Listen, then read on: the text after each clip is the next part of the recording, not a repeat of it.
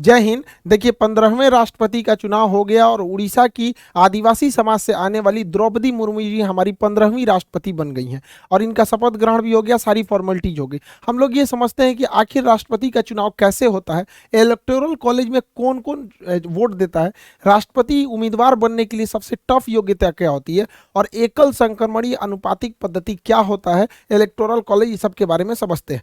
देखिए हमारा देश जब बन रहा था, संविधान बन रही थी, तो भारत को रिपब्लिक ना रख के ना ही गणराज्य रखा गया, दोनों कॉमन रखा गया। देखिए रिपब्लिक किसे कहते हैं, हिंदी में इसे हम लोग गणराज्य कहते हैं। गणराज्य उसे कहा जाता है जहां राष्ट्राध्यक्ष का चुनाव होता है। देखिए राष्ट्रपति हमारे देश के प्रमुख है, शासन के प्रमुख नहीं है।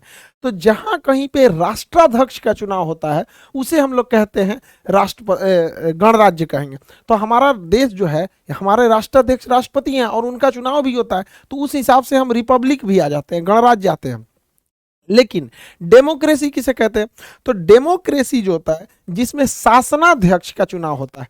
शासनाध्यक्ष हमारे यहाँ प्रधानमंत्री है, तो हमारे यहाँ शासनाध्यक्ष का भी चुनाव होता है और हमारे यहाँ राष्ट्राध्यक्ष का भी चुनाव होता है। तो इस हिसाब से हम लोग हो गए डेमोक्रेटिक रिपब्लिक, मतलब हमारे यहाँ डेमोक्रेसी भी है और रिपब्लिक भी है, यानी लोकतंत्रात्मक गणराज्य है। गणराज्य इसलिए क्योंकि राष्ट्राध्यक्ष के रूप में बैठे राष्ट्रपति का चुनाव हो रहा है, और लोकतंत्र इसलिए क्योंकि शासनाध्यक्ष के रूप में बैठे प्रधानमंत्री का चुनाव हो रहा है। तो हम लोग लोकतंत्रात्मक गणराज्य अर्थात डेमोक्रेटिक रिपब्लिक है। ये हमारी प्रस्तावना में भी मिलता है। हम भारत के लोग, देखिएगा, हम भारत के लोग भारत को एक संपूर्ण प्रभुत्व संपन्न समाजवादी पंथ निरपेक्ष एवं लोकतंत्रात्मक गणराज्य बनाने के लिए, यानी हम लोकतंत्र और गणराज्य दोनों में डेमोक्रेटिक रिपब्लिक, यानी हमारे यहाँ राष्ट्रपति का चुनाव होगा। अब ये राष्ट्रपति का चुनाव में कौन उम्मीदवार खड़ा होगा इसका डिसाइड करना जरूरी है। तो संसद के 3 अंग होते हैं, लोकसभा, राज्यसभा और राष्ट्रपति। राष्ट्रपति संसद का एक अंग है। तो कहेगा संसद के सदन कितने होते हैं, तो 2 सदन, लोकसभा और राज्यसभा। लेकिन अंग कितने होते हैं, तो 3 अंग हो जाते हैं। तो उसी में एक अंग का चुनाव, सभी अंगों का चुनाव होता है, लोकसभा का चुनाव होता है, राज्यसभा का चुनाव होता है, तो राष्ट्रपति का भी चुनाव होता है। 5 सालों पर राष्ट्रपति का चुनाव होता है।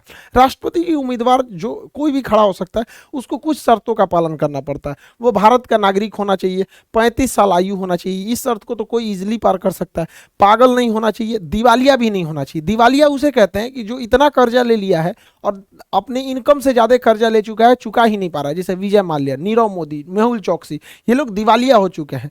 ऐसे लोग राष्ट्रपति के चुनाव नहीं लड़ सकते, क्योंकि अगर ये जीत गए ना तो सबसे पहले अपना कर्जा उतारेंगे देश के पैसा से। तो दिवालिया नहीं होना चाहिए, लाभ के पद पर नहीं होना चाहिए। सरकारी नौकरी जो होता है ना, वो लाभ का पद होता है। जैसे आप देखेंगे कोई राज्यपाल है, वो लाभ का पद नहीं है, नेता लाभ का पद नहीं है, मंत्री लाभ का पद नहीं। संविधान के हिसाब से ये जनता के सेवक है। सरकारी नौकरी में रहेंगे ना तो लाभ का पद हो जाएगा, तो लाभ के पद पर नहीं होना चाहिए। तो ये सब नॉर्मल योग्यताएं हैं, ये किसी के पास हो जाती है। सबसे टफ जो योग्यता होती है वो 50 प्रस्तावक होने चाहिए और 50 अनुमोदक होने चाहिए। प्रस्तावक और अनुमोदक मतलब होना चाहिए कि जो व्यक्ति खड़ा होना चाह रहा है कि हाँ हम राष्ट्रपति के चुनाव में लड़ना चाहते हैं, जैसे इस बार यशवंत सिन्हा जी थे और द्रौपदी मुर्मू जी थे, तो उनके लिए संसद के किसी भी सदन से, चाहे वो लोकसभा हो चाहे वो राज्यसभा हो, 50 ऐसे लोगों की जरूरत है जो इनका प्रस्ताव आगे ले जाएं कि हम चाहते हैं कि यह व्यक्ति चुनाव में खड़ा हो। डायरेक्ट वो नहीं जानना चाहेगा कि हम चाहते हैं चुनाव लड़े। 50 प्रस्तावक होना चाहिए। हो सकता है कि 20 ठो प्रस्तावक लोकसभा से, 30 ठो का जुगाड़ वो राज्यसभा से कर ले, या कुछ इसमें से कुछ उसमें से करके उसे टोटल 50 प्रस्तावक चाहिए। जब 50 प्रस्तावक हो जाएंगे तो उस 50 के समर्थन में अलग से 50 अनुमोदक होना चाहिए कि हाँ यह व्यक्ति के साथ हम खड़े हैं, यह जिसे चाहता है कि नहीं ये भी व्यक्ति चुनाव लड़े, हम फेवर में हैं। तो यानी ओवरऑल आपका 100 सांसदों से अच्छा संबंध होना चाहिए, तब ना आपका 50 ठो प्रस्तावक आएगा और इसके अलावे अन्य 50 ठो अनुमोदक होंगे। वो आप कहीं से ला सकते हैं, चाहे वो लोकसभा से ला सकते हैं या राज्यसभा से ला सकते हैं। कोई जरूरी नहीं है कि 50 यहीं से, हो सकता है आपका 50 लोकसभा से प्रस्तावक हो जाए, 50 राज्यसभा से अनुमोदक हो जाए।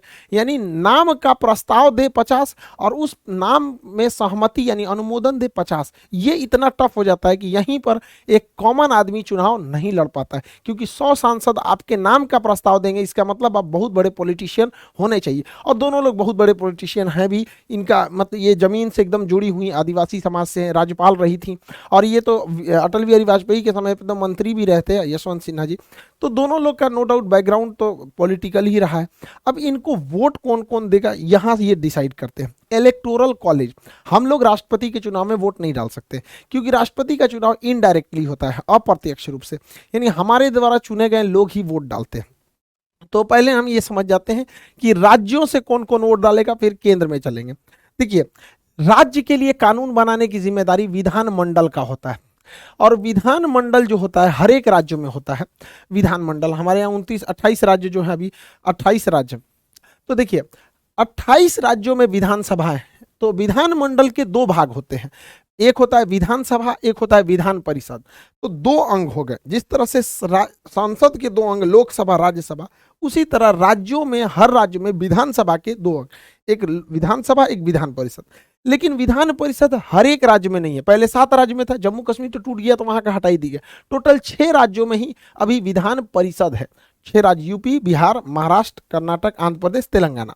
तो वो 6 राज्यों में विधान परिषद है। बाकी राज्यों में केवल और केवल विधानसभा होती है। तो राष्ट्रपति के चुनाव में कहा गया है कि विधान परिषद भाग नहीं लेगी। इसलिए कहा गया है कि विधान परिषद के लोग भाग नहीं लेंगे, क्योंकि ये विधान परिषद हर एक राज्यों में नहीं है। जब विधान परिषद हर एक राज्य में बना दिया जाएगा, जैसे बंगाल में बना दिया जाएगा, पंजाब में, राजस्थान में, मतलब 2800 राज्य में जिस दिन ये बना दिया जाएगा, उस दिन ये इसको भी चुनाव में लड़ने का, राष्ट्रपति के चुनाव में वोट डालने का अधिकार दे दिया जाएगा।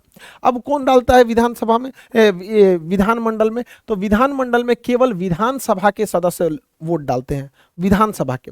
अब हर 2800 राज्यों में अलग अलग विधानसभा है। जैसे बिहार में 243 है, यूपी में 403 है। तो अलग अलग राज्यों में विधानसभा की जो सीटें हैं वो अलग अलग हैं। तो यहाँ पर राष्ट्रपति के चुनाव में वोट का वैल्यू नहीं, वोट नहीं बल्कि वोट का वैल्यू कितना है ये मायने रखता है। जैसे एक विधायक ने वोट 1 दिया तो वो 1 काउंट नहीं होगा, उसकी वैल्यू निकाली जाएगी, और ये वैल्यू कई हजार में भी जा सकते हैं। जैसे आपको पता है 2800 राज्यों की विधानसभा चुनाव में वोट डालेगी, तो जो एमएलए होते हैं, विधानसभा में बैठने वाले को एमएलए कहते हैं और विधान परिषद में बैठने वाले को एमएलसी कहते हैं।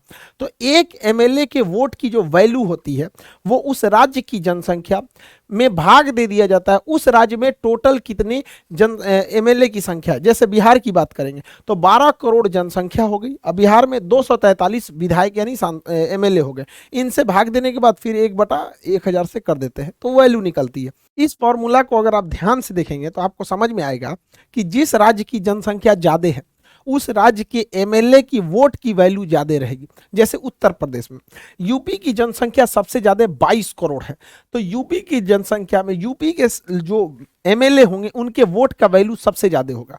सबसे ज्यादा होता है यूपी के। अब सॉल्व करना पड़ेगा। जैसे यहाँ 22 करोड़ जनसंख्या हो गई, बटा 403 विधानसभा के हैं, तो उनको भाग देंगे, फिर 1/1000 करेंगे, तो ये वैल्यू जो निकलती है वो आती है 208।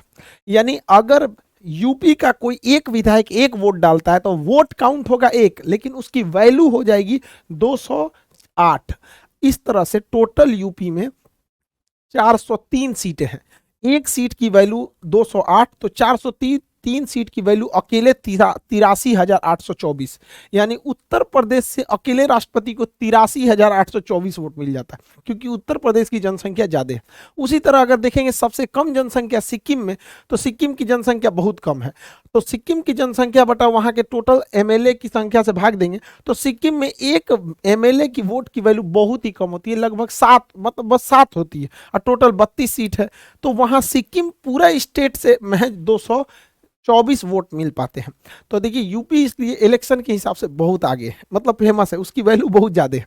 इस हिसाब से जैसे हम यहाँ 2 यूपी का बताया, सिक्किम का बताया, हर एक राज्य का जब निकालेंगे तो 2800 राज्य के टोटल जो विधायक हैं 2800 राज्य में, उसको मिलाएंगे तो 4033 टोटल एमएलए आएंगे। 4033, जैसे बिहार में 243, यूपी में 403, ऐसे टोटल मिलाएंगे 2800 राज्य की, तो टोटल एमएलए आते हैं 4033, और हर एमएलए की वोट अलग अलग होती है, जनसंख्या पे डिपेंड करती है। टोटल 4033 को जोड़ेंगे तो वोट आता है 5